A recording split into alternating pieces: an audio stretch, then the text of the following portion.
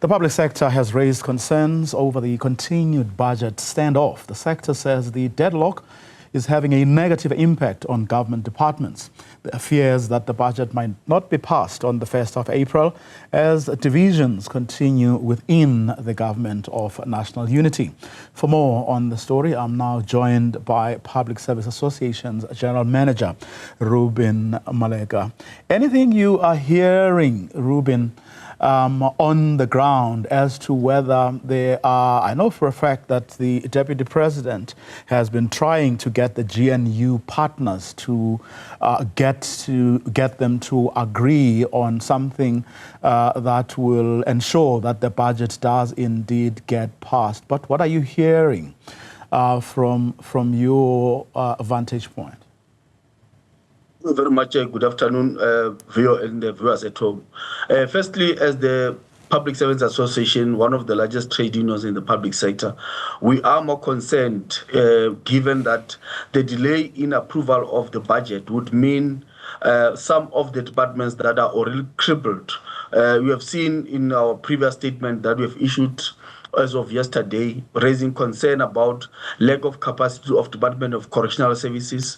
We have raised a concern about, all service departments, including Home Affairs, that without the budget approval, that we were anticipating that it will give a little bit of injection of some capacity, including, employment of personnel to ensure that these departments continue to render a service to the public. Without this budget being approved, we are going to see more problems in the public service. And more concerning is that, as you know, we just concluded a resolution of round of negotiations for a 3-year salary agreement that include 5.5% that must be implemented come 1 April. Although we have complied with all the regulations in terms of the public service regulation, our concern is that this budget should not derail that particular resolution being implemented come the 1st of April. Have you approached any of the parties involved who are going to make that happen? In other words, have you been knocking on doors to say, hey guys, please remember that this is not just about you and your fights in Parliament. There are people behind the numbers that have to be voted for. Of course, through our federation, we are fully aware that from the presidency and the deputy president office, there's been that muted meetings that are going to take place between the deputy president as head of government with us as federations, meaning from FEDUSA side, just to get informed and to know exactly what is going to happen should the 1st of April comes, and then we are approaching the big day of the 15th of which is the first day of salaries in a month of public servants, whether that salary increment without the budget would be effected, because that is the concern, and that is the one thing that our members down there are asking this question to say, what would happen to their salary increases as is part of the budget approval that needs to be effected. So we are having a muted meeting that is going to take place between the office of the deputy president and our federation, in this case, FEDUSA.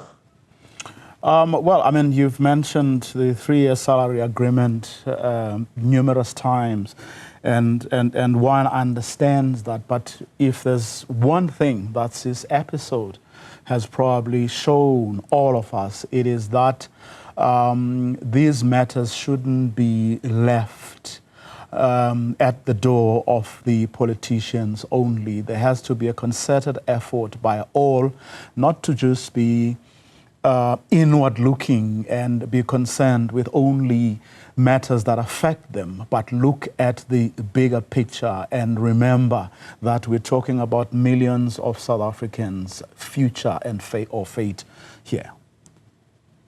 Of course, we are a social partner, and before even the budget was tabled, we have made proposals. Amongst the proposals that we have made was that there should be concerted effort to deal with issues of crime, corruption, and maladministration. We've been making a lot of calls to say empower the agencies that can deal with what I've mentioned, the Special Investigating Unit, NPA, or let me say the Justice Cluster, and empower it, and also make sure that SARS, I think the call that has been made by the Commissioner of SARS, Mr. Kisweta, to say empower SARS to be able to collect outstanding taxes without even considering the impact that, the issue of increasing tax by 1% would not be a factor. So we have raised those concerns. We have been raising concern about the collection of monies that were identified by the Auditor General as a social partner, because year in, year out, the Auditor General will point to a direction of saying there's outflow of money, it's either overpayments, it's either issues of paying work that has not been done, all those kind of things. If we can strengthen what I've mentioned, the Justice Cluster, we can strengthen the South African Revenue Services and eliminate the outflows, or what we call money going into a black hole, we might not have even this standoff that we are seeing today of saying, because the standoff is nothing but a battle about the VAT increase. And with what we have been proposing over years, and still we are proposing, if it's implemented, we might not have a stalemate whether we need a VAT increase or not, as long as we have a strong law enforcement and justice system together with SARS, we're able to deal with issues of saying we've got money enough than to have VAT increase. Well, we shall see what comes out of the many exercises we've seen, including the one I mentioned of the Deputy President trying to get the GNU partners to agree.